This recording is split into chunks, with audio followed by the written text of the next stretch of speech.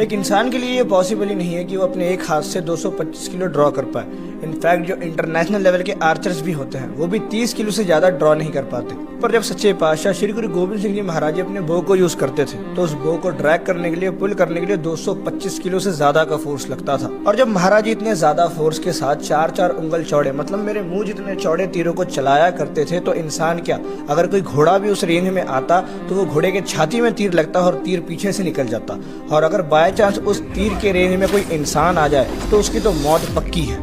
अब ये जानते हैं कि इन चीजों का हिसाब कैसे लगाया जाता था। एक बो को हॉरिजॉन्टली कहीं पर लगा दिया जाता था एंड देन उसके ऊपर एक टंग, मतलब कि 25 किलो को ऐड किया जाता था।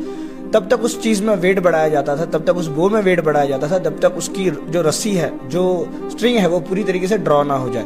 जब गुरु महाराज जी के बो को ड्रॉ करना पड़ता था तो 225 किलो यानी कि 9 टंग लगाना पड़ता था। आफ्टर दैट गुरु महाराज जी के बो की जो स्ट्रिंग है वो पूरी तरीके से ड्रॉ हो पाती थी। अब तुम लोग खुद ही सोचो कि उस बो को खींचने के लिए कितनी ज्यादा ताकत लगती होगी।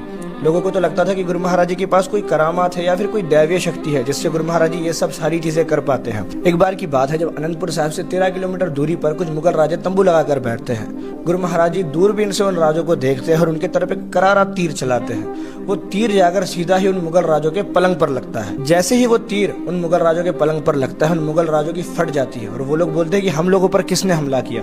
पास ही में खड़ा सिपाही बोलता है कि यह तीर श्री गुरु गोबिंद सिंह जी महाराज जी का है। वो मुगल राजे बोलते हैं कि तुझको कैसे पता लगा कि यह तीर गुरु महाराज जी का है। तो मुगल सिपाही बोलता है कि तीरों पर सोना लगाकर चलाने वाले सिर्फ वही है, सच्चे पातशाह श्री गुरु गोबिंद सिंह जी महाराज। तो मुगल राजा बोलता है कि 13 किलोमीटर दूर से तीर चलाना कोई मामूली बात नहीं है। या तो गुरु महाराज जी अपने आसपास ही है या तो उनके पास कोई करामात है जिससे वो ये सारी चीजें कर रहे हैं। जैसे ही मुगल राजा ये चीज बोलता है, एक और तीर आकर पेड़ में लगता है और उस तीर के साथ एक चिट्ठी बनी हुई होती है जिसके अंदर गुरु महाराज जी ये लिख कर भेजते हैं कि ये कोई करामात या कोई जादू नहीं है, ये मेरा अभ्यास है, ये मेरी प्रैक्टिस है, मैंने अभ्यास कर कर अपने आप को ऐसा बनाया है। जैसे ही वो मुगल राजे उस चिट्ठी को पढ़ते हैं वो लोग वहां से डर कर भाग जाते हैं। अल्लाह या रखा ने गुरु महाराज जी के लिए एक बड़ी ही प्यारी चीज लिखी है और बड़ी ही खाड़कू चीज लिखी है।